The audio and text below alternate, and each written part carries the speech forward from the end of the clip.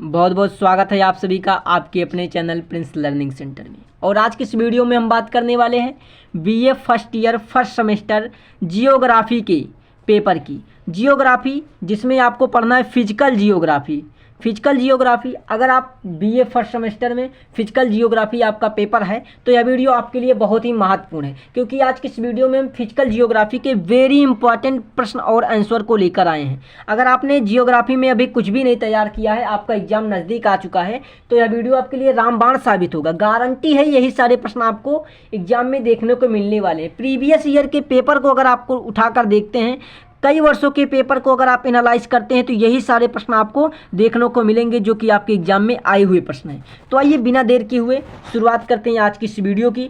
तो वीडियो पसंद आए तो वीडियो को लाइक शेयर जरूर कीजिएगा। चैनल पर पहली बार आए तो चैनल को सब्सक्राइब कर लीजिए, बेल आइकन को ऑन कर दीजिए, क्योंकि हम आपके लिए ऐसे ही एग्जाम ओरिएंटेड वीडियो लेकर आते रहते हैं जो कि आपके एग्जाम में बहुत हेल्प करती हैं। तो बायोम क्या है? पहला प्रश्न जो है वेरी इंपॉर्टेंट प्रश्न है, 3 नंबर के लिए रामबाण प्रश्न है। बायोम क्या है? बायोम, तो बायोम की बात करें तो बायोम एक जैविक क्षेत्र होता है। क्या होता है? जैविक क्षेत्र होता है। यह जलवायु, वनस्पति और जीव जंतु की विशेषताएं एक जैसी होती हैं। यहाँ जलवायु, वनस्पति और जीव जंतु की विशेषताएं एक जैसी होती हैं। यह पृथ्वी पर पाए जाने वाले प्रमुख पारिस्थितिकी तंत्रों को दर्शाता है, जैसे उष्णकटिबंधीय वर्षावन, मरुस्थल, तुंड्रा, तापीय वन, घास के मैदान आदि।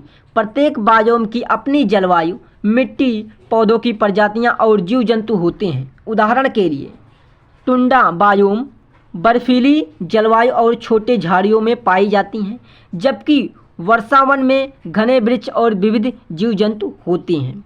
तो बायोम क्या है? बायोम जो होता है ये एक जैविक क्षेत्र होता है जहाँ जलवायु, वनस्पति और जीव जंतु की विशेषताएं एक जैसी होती हैं।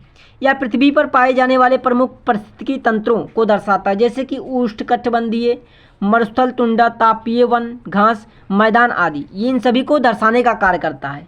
प्रत्येक बायोम की अपनी एक जलवायु होती है, एक मृदा होती है, एक मिट्टी होती है और एक प्रजातियां होती हैं और जीव जंतु होते हैं। उदाहरण के लिए मान लेते हैं टुंड्रा बायोम। तो टुंड्रा बायोम में बर्फीली जलवायु और छोटे झाड़ियाँ पाई जाती हैं। तो टुंड्रा बायोम होता है, वहाँ पर बर्फीली एरिया होती है, बर्फीली जलवायु होती है, मतलब वहाँ की जलवायु जो होती है बर्फीली होती है, वहाँ पर बर्फ़ ज़्यादा पाई जाती है। और वहाँ पर पेड़ पौधे जो होते हैं, झाड़ियाँ जो होती हैं, ये छोटे छोटे पाए जाते हैं। जबकि वर्षावन में क्या होता है, वहाँ पर घने वृक्ष होते हैं, बहुत ज़्यादा घने वृक्ष होंगे और वहाँ पर जीव जंतु होते हैं। ठीक, तो ये बायोम होता है। ठीक, बायोम। तो ये 3 नंबर के लिए वेरी इंपॉर्टेंट प्रश्न है, आपको इसको पढ़ जरूर लेना है। वेरी इंपॉर्टेंट की दृष्टि में रखा गया है तो मतलब बहुत ही इंपॉर्टेंट है। उसके बाद डेल्टा क्या है? आप प्रीवियस ईयर का पेपर उठाकर देख लीजिए, कई सालों से लगातार ये प्रश्न आता है, डेल्टा क्या है? 3 नंबर का तो ये रामबाण प्रश्न है, हर बार एग्जाम में लगभग कहीं ना कहीं देखने को मिलता ही है। तो डेल्टा क्या है? डेल्टा नदी द्वारा अपने मुहाने, सागर या झील पर बनाई गई त्रिकोणीय रेखा, त्रिकोणीय पंखें जैसी आकृति होती है। डेल्टा क्या होता है? डेल्टा वह होता है जो कि नदी द्वारा, नदी डेल्टा कौन बनाता है? तो नदियाँ डेल्टा बनाती हैं। नदियाँ अपने मुहाने या सागर झील पर बनाई गई त्रिकोणीय पंखे जैसी आकृति, नदियाँ जो होती हैं ये त्रिकोणीय आकृति बनाती हैं। कहाँ पर बनाती हैं? ये अपने मुहाने पर बनाती हैं, अपने द्वार पर बनाती हैं। ठीक, त्रिकोणीय आकृति होती हैं। जब नदी अपने साथ लाए गए अवसादों को समुद्र में मिलाने से पहले जमा कर देती है। देखिए, जब नदियाँ अपने साथ अवसाद को बटोर कर लेकर आती हैं, अवसाद को लेकर आती हैं, तो वह समुद्र में मिलने से पहले जमा कर देती हैं, तो डेल्टा बनता है। आप कभी न कभी नहर तो देखा ही होगा आपने।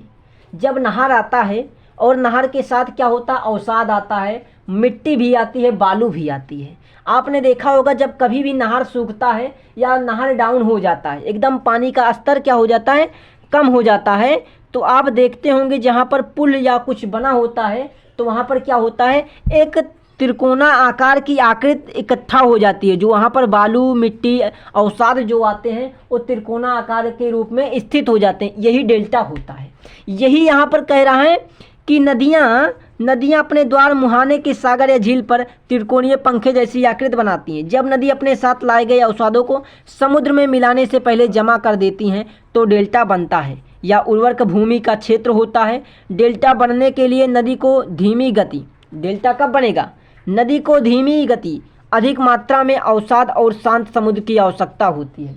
आप देखेंगे जब आपका नहर में, अगर ये आप नहर में देखना चाहते हैं, जब आपका नहर जो होगा बहुत तेज़ चल रहा होगा तो उसके साथ अवसाद भी क्या होंगे?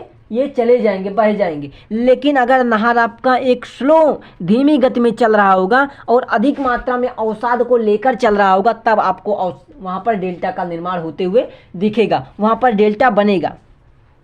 ठीक, अवसाद शांत समुद्र की आवश्यकता होती है। और समुद्र कैसा हो? शांत हो। जहाँ पर एक नदी को जाना है वहाँ पर समुद्र, जो मान लीजिए कहीं पर जाना है तो शांत होना चाहिए।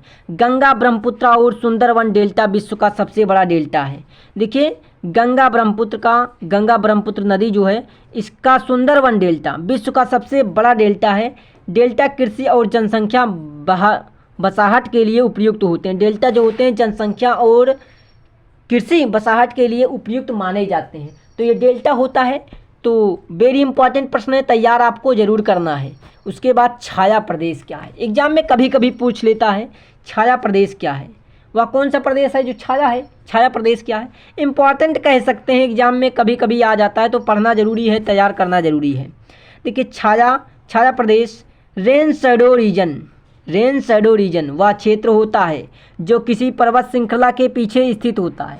एक छोटे से शब्दों में बात करें तो छाया प्रदेश वह होता है जो किसी पर्वत के पीछे स्थित होता है और वहाँ बहुत कम वर्षा होती है। वहाँ पर वर्षा क्या होती है? नाम मात्र की वर्षा होती है, वर्षा कम होती है। जब आर्द्र हवाएं किसी पर्वत से टकराती हैं तो वो ऊपर की ओर उड़ती हैं। देखिए, दरअसल बात क्या है, जो छाया प्रदेश होते हैं ये किसी पर्वत के पीछे बने होते हैं। ये मान लीजिए ये प्रदेश बसा हुआ है, ये क्या है? ये एक पर्वत के पीछे बना हुआ है। ठीक, जब आर्द्र हवाएं पर्वत से टकराती हैं तो ऊपर की उड़ती हैं। मान लीजिए यहाँ पर एक हवाएं आती हैं, ऐसे हवाएं आती हैं, तो क्या होगा? ये पर्वत से टकरा कर ऐसे ऊपर की ओर उड़ जाती हैं। ठीक, हवाएं। तो यही कह रहा है यहाँ पर प्रश्न कि जब आर्द्र हवाएं पर्वत से टकराती हैं तो ऊपर की ओर उड़ती हैं और ठंडी होकर वर्षा कर देती हैं। और जब ठंडी होती है तो वर्षा कर देती हैं। इसके बाद पर्वत की दूसरी ओर की हवा शुष्क हो जाती है। इसके बाद पर्वत के दूसरी ओर हवा शुष्क हो जाती है, जिससे वहाँ वर्षा नहीं हो पाती। समझिए बात को। जैसे कि यहाँ पर जब आर्द्र हवाएं चलती हैं और आसमान में ये आर्द्र हवाएं जाती हैं, ठीक, और आर्द्र हवाएं पर्वत से टकराती हैं और ऊपर जाती हैं, ठंडी होकर वर्षा कर देती हैं। जब हवाएं ऊपर जाती हैं तो ये ठंडी होकर क्या कर देती हैं? वर्षा कर देती हैं। लेकिन यही हवाएं जब यहाँ पर यहाँ पर आती, ऊपर जाती, ठंडी होती, तभी तो इस एरिया में वर्षा हो पाता। लेकिन यहाँ पर पर्वत होने के कारण क्या है? ये हवाएं ऊपर चली जा रही हैं। यहीं से क्या कर रही हैं? हवाएं अपना रुख मोड़ कर क्या कर चली जा रही हैं? ऊपर की ओर चली जा रही हैं। हवाएं आ रही हैं और यहाँ से अपना रुख मोड़कर ऊपर की ओर चली जा रही हैं। और जो ये एरिया है यहाँ पर, क्या ये एरिया जो है यहाँ पर बारिश नहीं हो पाती है। यही कारण है छाया प्रदेश। छाया प्रदेश जो होता है ये क्या होता है? ये किसी पर्वत के पीछे होता है। इसके बाद पर्वत दूसरी ओर हवा शुष्क हो जाती है और वहाँ वर्षा नहीं हो पाती है। इस प्रकार क्षेत्र छाया प्रदेश कहलाता है। उदाहरण के लिए अरावली पर्वत के पश्चिमी भाग में राजस्थान का थार मरुस्थल छाया प्रदेश का उदाहरण है। ठीक, उदाहरण के लिए आप समझ सकते हैं कि जो अरावली पर्वत है इसके पश्चिमी भाग में राजस्थान का थार मरुस्थल है, छाया प्रदेश का एक उदाहरण है। ठीक, तो 3 नंबर में प्रश्न कभी कभी आ जाता है, तो इम्पॉर्टेंट है, पढ़ना जरूरी है, तैयार कर लेना। ठीक, अगला प्रश्न क्या है? चलन एवं गति। क्या है? चलन एवं गति। चलन एवं गति से आप क्या समझते हैं?